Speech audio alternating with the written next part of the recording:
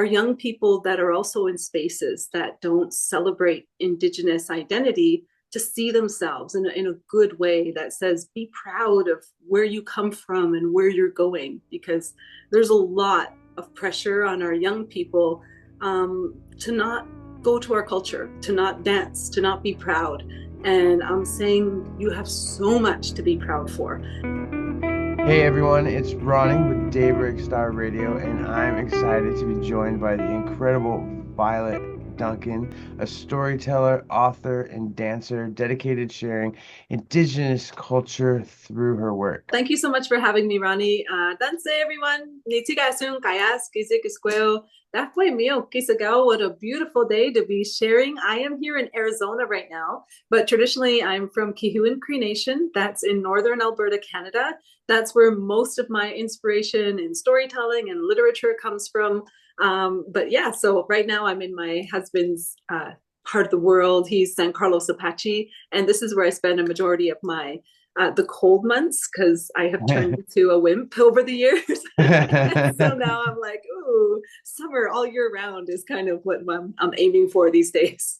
When did you first discover your love for storytelling, and what inspired you to pursue it as a career?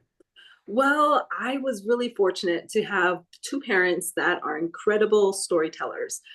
So before they had children, they were dancers and artists, and they met at the Center for Indigenous Theatre in Toronto, Ontario, Canada. And they were heavily involved in social justice theatre. And eventually they went back to my home community, and they saw that there was a lot of, at that time, there was a suicide epidemic. And so they brought their work in storytelling and dance and movement, and it helped to heal so many of the communities. And so as children came along, we kind of just piggybacked onto the work that they were doing, either as dancers or storytellers. And as we would tour across the country, across the world, I would get kind of the intel or the insight of like the sleeping giants in the mountains as we passed through Banff, Alberta, or we would hear about the sea monsters as we went across BC, or as we would go to Miccosukee, we would hear about the origin of the alligator and why they do the alligator wrestling. And so I feel like I was privy to a lot of our traditional stories, creation stories. And then my husband's father is a traditional storyteller. So here in the Southwest, I get a lot of the kind of behind the scenes of what Superstition Mountain had originally become, their trickster that's down here, and how he kind of compare and contrast to my trickster. And so everywhere I go, I'm kind of surrounded by storytellers and inspired by nature that reveals the stories that are within them. Dancing is also another powerful form of storytelling. Do you think your experience as a dancer and has influenced your voice as an author a lot, or? Yeah, definitely. I've been dancing since before I could walk. Like even in the womb, my mom was still dancing when I was in the womb. So we basically, when we were learning how to walk, we were getting our moccasins and our gear together. And that's how me and my husband have also been with our children. We loved making teeny tiny outfits and bringing them out and holding them during tiny tots and having them in the cradle board during tiny tots. So dance is kind of just as powerful as storytelling. That dance, we don't just kind of separate it to just powwow. We made sure our children were involved in ballet and gymnastics and karate. So movement is so important. And when we talk about traditional dance, even in ceremony, we talk about how we're connected to everything. When we dance for those who are not born yet. We dance for those who came before us. We dance for our ancestors. We dance for the birds and the plants and all of the animals that are all around us. And so dance kind of becomes this all centering thing that we are all connected. And I hope that that's what my children will take away.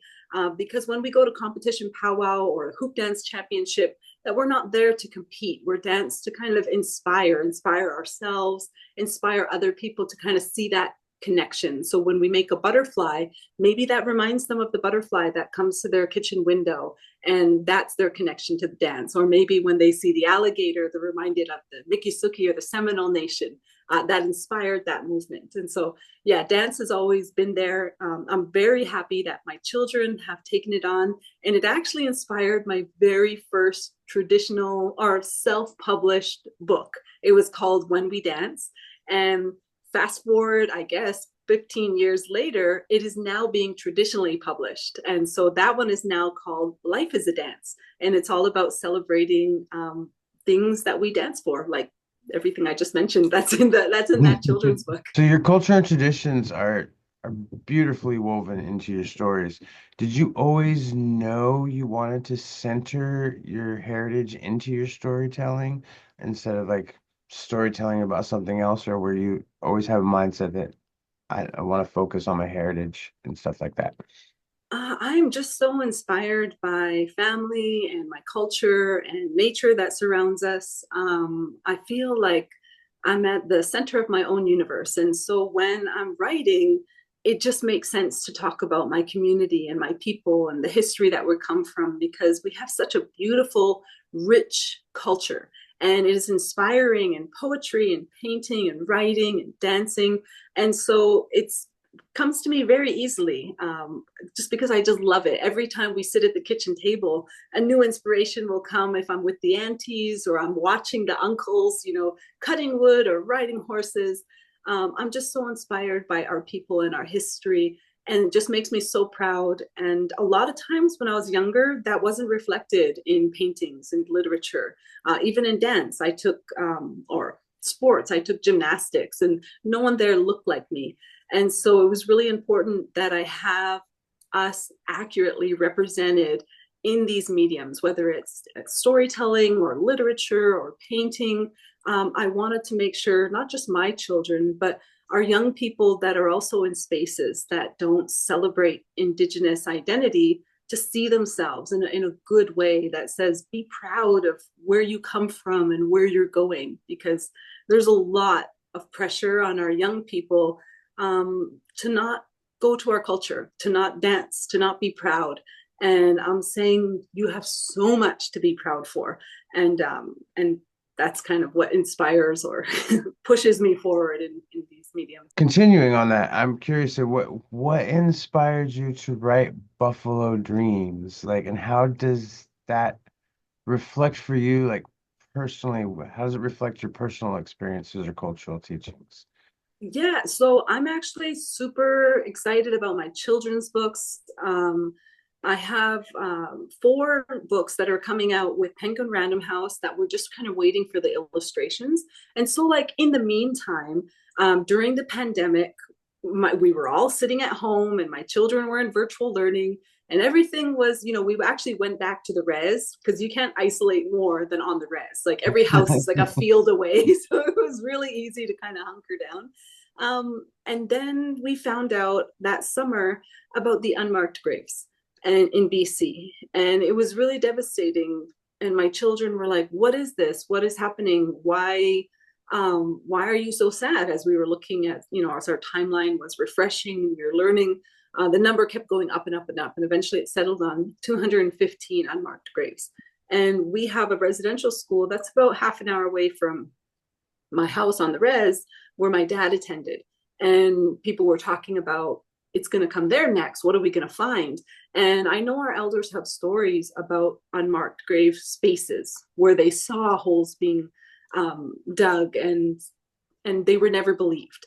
And so all of this kind of historical trauma, I had to share it with my children, and I wanted to share it in a good way, that they would understand that this happened, that this was terrible, but we are resilient. I don't really like that word resilient, because that means we had to go through something so terrible and come out okay on the other side. But I wanted to show that resilience, that something that they could be proud of, that they could see their grandfather in this kind of more powerful warrior space, not as a victim, not even as a survivor, but as a warrior that continued fighting for his people and his children and grandchildren and great grandchildren.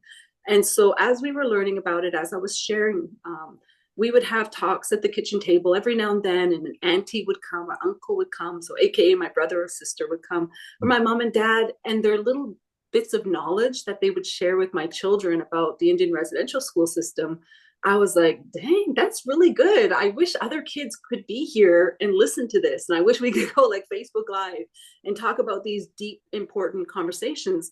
And so I started writing this story kind of based on our experience that summer about how they learned about it, that their grandfather had attended, that their great grandmother, that they had a really beautiful relationship with, had attended, why we don't talk about it, and how we can kind of heal and talk about it moving forward. And so that inspired Buffalo Dreamer. And it's basically this terrible time in our life rooted in just historical trauma and ugliness, surrounded by so much beauty with picking sweetgrass and horseback riding and a powwow. And I wanted to make sure that we were being as gentle as possible because I wanted my aunties and uncles to read this book and feel proud because they attended. And some of them don't like to talk about it at all. They don't like to watch the movies or read the stories or even the short poetry on it. And so I wanted them to be able to read this story without feeling kind of traumatized. And so I wanted to make sure every time we talked about it, it was brought up, it was surrounded by so much Indigenous love and Indigenous family love to make sure that the message was passed on in a good way. If ever, have you ever faced any challenges when it comes to, or pushback even at that, when it comes to sharing Indigenous stories? And how did you maybe navigate through some of those moments? That's a really good question. Let's see, I'm pretty stubborn. So, well, first of all, I run everything by my family. So, if anything doesn't feel right, I find out right away. And everyone's pretty honest with me. And this is terrible or this is fantastic. Um, so I can't say that I really experienced that. Nothing, but I have a lot of support in my family and in my community. The only thing I was really terrified is that once we get out of copy editing, my family actually hadn't read the whole story in its totality until the book came out. And so I'm like biting my nails while they're listening to it on the Audible or reading it. And I'm like, is that okay? Because it's done, like it's published. And luckily they're all really, really happy with it. The auntie that I was most concerned with was able to get through a lot of the chapters. I did give her kind of notes on what chapters to avoid if didn't want to kind of go into that, listen, learn about this chapter or that. And she really liked it.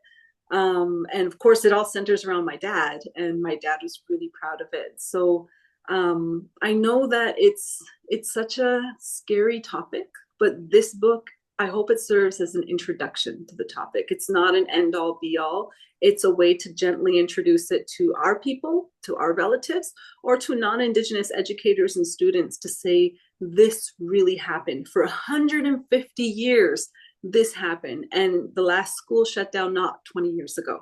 And so it is our very real effects going forward. Is what you hope audiences, especially young readers, are going to take away from your work. Yeah, I hope that this will serve as an introduction to keep learning about it. That this is not a taboo conversation. That this could be easily discussed. And I know that my daughter is in grade 6. She's learning a lot about World War II right now. She's learning a lot about the concentration camps, and they go into detail. If we can learn about that in a good, safe way, we can learn about the Indian residential school system that happened right here on our Mother Earth. And so I hope that many educators take this as an opportunity to introduce it to their students starting. I mean, I would go as early as grade 2. My son is in grade 4, but he was reading it last year in grade 3. And it's a tough topic, but I make it bite-sized. I literally wrote it for my children because the chapters are like 1 to 2 pages long. They're not scary. It's under 100 pages because I know we're dealing with Netflix and TikTok and all of these things that consume our time. So I wanted to make it really manageable, a book that our young people could pick up and read and feel like they've learned something, not only about Indian residential school system, but it's something about our kinship, our communities, that Indigenous people, we are not living in teepees, which is something I still get asked when I do school presentations, but that we have these relationships and the way that we talk to each other is just like most families that we have, but even more special because there's aunties and uncles and grandparents that are just as involved, if not more, than mom and dad. Creative blocks. Those can be a very challenging thing for many, many artists. Have have you ever experienced them? And if so, how have you overcome them? I don't want to sound a certain way, but I have so much on my mind all the time and all these projects to do. I don't have creative blocks. I just wish I had more time, honestly.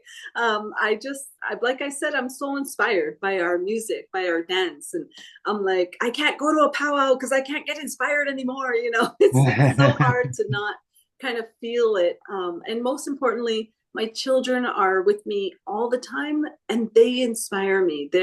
Their curiosity. And I'm like, ooh, this is on the mind of our young people. We need to encourage that. We need to talk about that. There is suicide is rampant in my community, especially MMIP right now. That is huge. Somebody needs to do something and share something. And we need to destigmatize talking about what is happening in our communities. And so all I see is so much work to be done. And I'm rolling up my sleeves and doing what I can. And I hope that other young people see the same, and not that there's no such thing as staying in your lane. You can be a dancer, you can be an author, you can be a dentist, a doctor, all of the above. We need you. We need your stories. We need your own authentic voice, because that's what we lack. We are less than 3% in the literature world, and that we're outnumbered even by animals. There's way more books about bears and talking tigers than there are about our stories, our people, our lands. And so I know that we're slowly inching up. I think we're at like 3.6 right now, but it's not enough. So I'm like yelling from the rooftops to people who are like curious about writing. I'm like, get your story out there, write your story.